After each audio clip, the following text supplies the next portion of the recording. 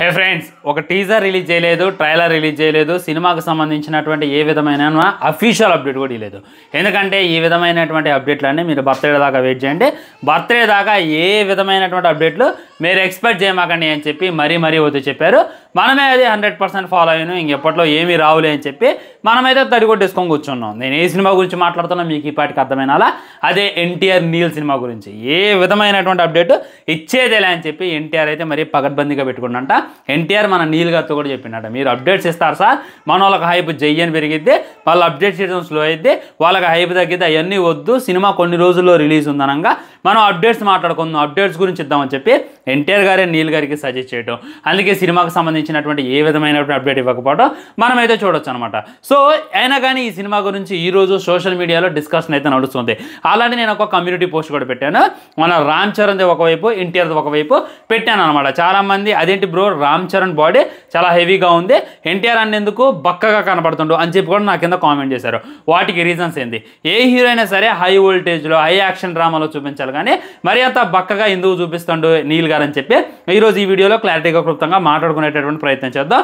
మొట్టమొదట ఎన్టీఆర్ అన్న బాడీ గురించి మాట్లాడుకోవాలంటే చూడండి, బల్క్ బాడీ పెంచడం అనేటటువంటిది చాలా ఈజీ ఫ్రెండ్స్.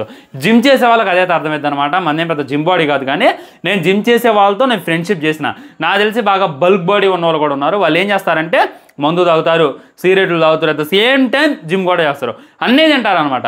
సో వాళ్ళ టార్గెట్ ఏంటంటే బల్క్గా కనపడడం, హ్యాండ్ అయినా మొత్తం బాడీ అయినా బల్క్గా కనపడటం, అండ్ అందులో కట్టింగ్ అనేటటువంటిది ఉంటుంది అనమాట, ఓన్లీ బల్కే. సో ఇది చేయటం అనేటటువంటిది అంత పెద్ద హార్డ్ వర్క్ ఏం కాదు.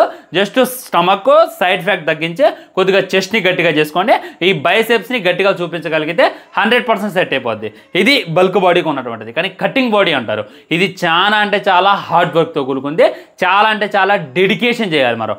మీరు మీ తిండిని ముందు కంట్రోల్ చేసుకోవాలి, మీ నిద్రని మీరు కంట్రోల్ చేసుకోవాలి. మీ యొక్క వర్కౌట్ ఎలా ఉండాలి అని అంటే, ముందు మీ బాడీలో ఉన్నటువంటి ఫ్యాట్ అంతా కూడా బర్న్ అయిపోవాలి, కరిగిపోవాలి, మొత్తం ఆవిరే బయటకు వచ్చేయాలి.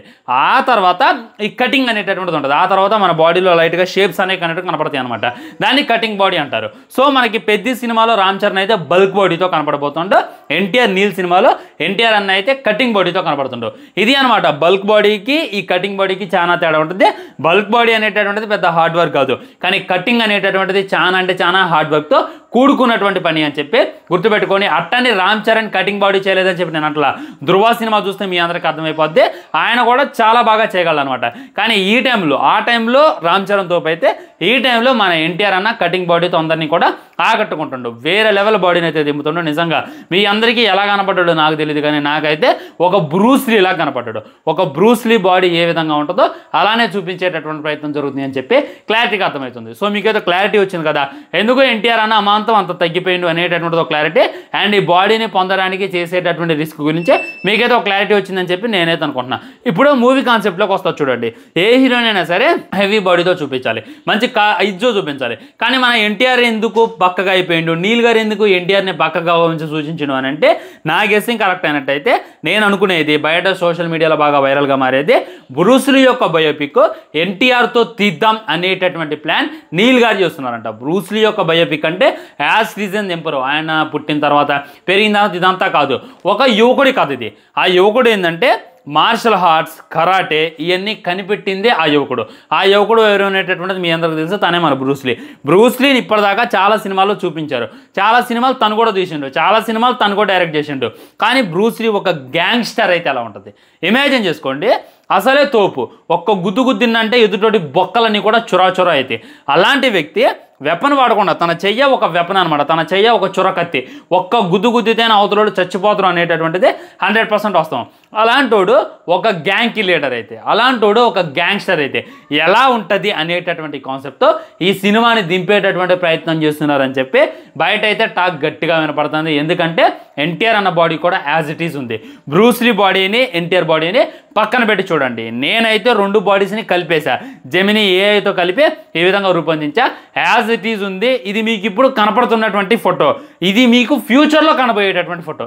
ఎస్, ఇది ఏదైతే ఉందో నార్మల్ మొబైల్తో రికార్డ్ చేసినటువంటి వీడియో కాబట్టి బాడీ అంత ఇంపాక్ట్ చూపించట్లే, కానీ ఆ కెమెరాతో సినిమాటిక్లో నీల్ గారు ఎడిటింగ్ చేసి కలర్ఫుల్గా మనకు చూపించగలిగితే మ్యాక్సిమం ఇలానే కనపడుతున్నారు అని చెప్పి నేనేందనుకున్నా. ఈ సినిమా స్టోరీ అయితే నాకైతే అర్థమైపోయింది.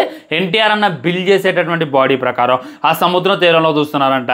అండ్ ఆ రామోజీ ఫిల్మ్ సిటీలో కూడా కొంతవరకు షూటింగ్ కంప్లీట్ చేశారంట.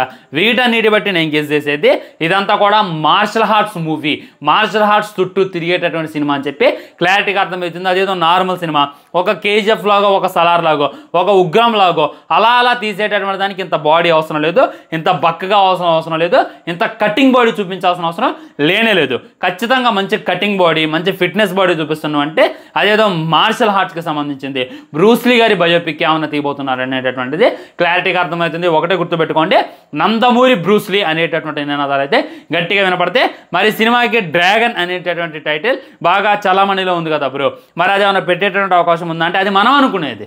ఎంత మటుకి నీరుగాలు ఏం అఫీషియల్గా చెప్పలేదు, మైత్రి వాళ్ళు కూడా అఫీషియల్గా ఏం కన్ఫర్మేషన్ ఇవ్వలేదు. అది మనం ఫిక్స్ అయ్యాను, ఖచ్చితంగా డ్రాగన్ అనేటటువంటి టైటిల్ పెడతారని చెప్పి మనం ఫిక్స్ అయ్యా. మ్యాక్సిమం అదే డ్రాగన్ టైటిల్ అయ్యేటటువంటి అవకాశం లేనేలేదు, అదేదో డిఫరెంట్ టైటిల్ ఉంటుంది అనేటటువంటిది ఇంకో ఆలోచన అయితే బయట వినపడుతుంది ఫ్రెండ్స్.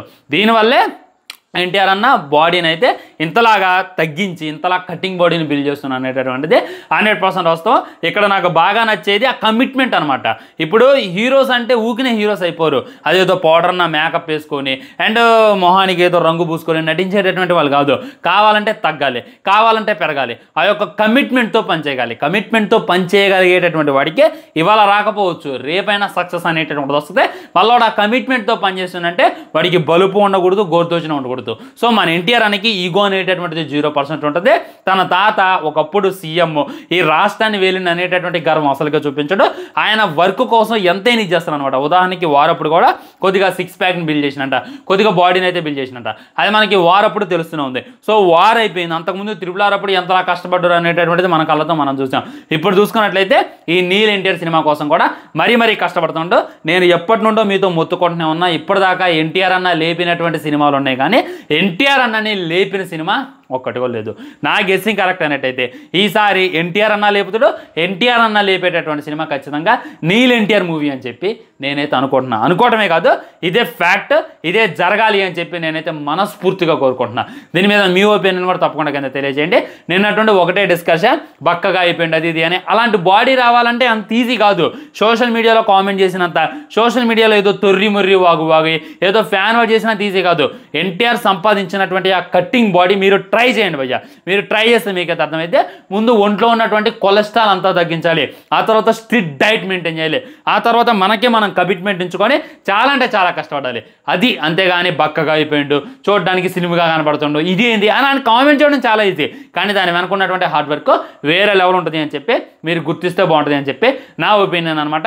ఆల్రెడీ నన్ను వీడియో చేశా, మళ్ళీ ఇలా వీడియో చేయడానికి గల కారణం ఏంటంటే దీని గురించే డిస్కషన్స్ బాగా నడుస్తున్నాయి, ఫ్యాన్ వర్స్ నడుస్తున్నాయి. రామ్ చరణ్ బాడీని పక్కన పెట్టి ఎన్టీఆర్ బాడీని పక్కన పెట్టి ఇది అని చెప్పి కామెంట్ చేస్తున్నారు. వాళ్ళకి నాలెడ్జ్ లేదు, వాళ్ళకు జిమ్ పట్ల బాడీల పట్ల నాలెడ్జ్ అనేటటువంటిది లేదు.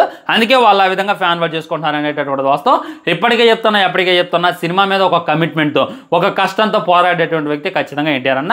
అదే మనకి నీల్ ఎన్టీఆర్ సినిమాలో క్లారిటీగా అర్థమవుతుందని చెప్పి నాకైతే అనిపిస్తుంది ఫ్రెండ్స్. దీని మీద మీ కామెంట్ కూడా తప్పకుండా కింద తెలియజేయండి. వీడియో లైక్ చేయండి, షేర్ చేయండి, ఛానల్ సబ్స్క్రైబ్ చేయండి. తర్వాత ఇంకో మంచి వీడియోతో మళ్ళీ కలుద్దాం. బాయ్ నమస్కారం.